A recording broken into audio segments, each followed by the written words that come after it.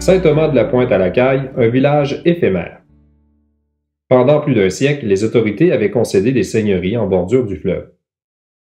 Les seigneurs ont assuré le peuplement et le développement d'infrastructures essentielles à la survie et au bien-être des habitants. Au fil des ans, la population est devenue suffisamment nombreuse pour justifier la division en paroisses, distantes d'environ 7000, soit environ une journée de marche les unes des autres. Quant aux terres, elles sont presque toutes alignées côte à côte, du nord au sud, à partir du fleuve. C'est en 1713 que le chemin du roi reliera enfin les paroisses de la côte du sud en épousant le plus souvent les sinuosités du rivage du fleuve. En fait, il s'agit d'une voie de communication bien rudimentaire. Dans notre région, après Berthier-sur-Mer, le chemin traverse un boisé encore existant et se dirige vers l'église de Saint-Thomas-de-la-Pointe-à-la-Caille qui se trouve, à cette époque, près du fleuve et de l'embouchure de la rivière à la Caille.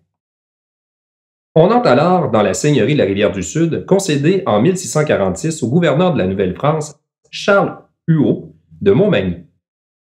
Bien que les terres aient été concédées dès 1669, il faut néanmoins attendre quelques années avant que les colons s'établissent ici.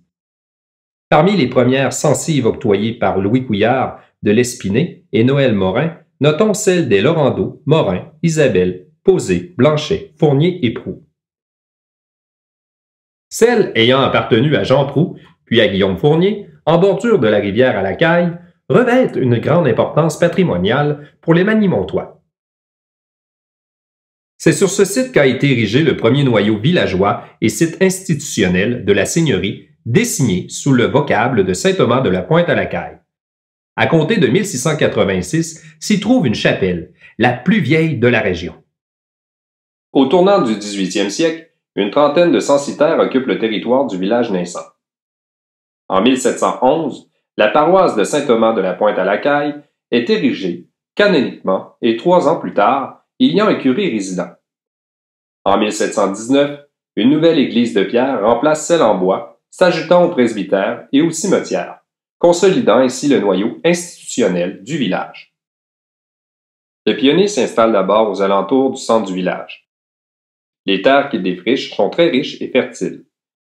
Le territoire occupé ne tarde cependant pas à s'étirer vers la rivière du Sud, tant à l'est qu'au sud. Bien que débuté dans des conditions difficiles, le développement de Saint-Thomas-de-la-Pointe-à-la-Caille s'est plutôt effectué dans une aisance et une paix relative. Les habitants peuvent en effet compter sur la présence de marchands, de notaires et même d'un cabaretier, aux grandes dames du curé. Vers 1750, on commence à s'inquiéter sérieusement de l'érosion des berges du fleuve accélérée par les défrichements.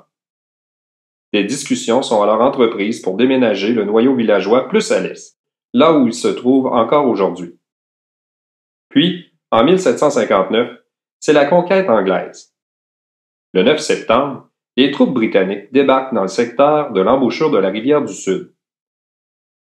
Jusqu'au 15 septembre, ils brûlent et dévastent fermes et maisons, ici et à l'île aux Grues. Le manoir seigneurial et le moulin banal de Saint-Thomas sont incendiés. Quant au presbytère, il est saboté, mais il n'est pas entièrement détruit. L'église est pour sa part épargnée. Il en est de même pour les fermes plus au sud. À la suite de l'année des Anglais, les 1100 habitants du territoire font preuve de courage et reconstruisent graduellement leurs possessions. À compter de 1771, avec l'ouverture de la nouvelle église et du presbytère, sur le site où il se trouve encore aujourd'hui, le village sera dorénavant connu sous le nom de Saint-Thomas. À peine 100 ans après l'installation des premiers colons, Saint-Thomas de la Pointe-à-la-Caille, le berceau de Montmagny, est abandonné et devient ainsi un village éphémère.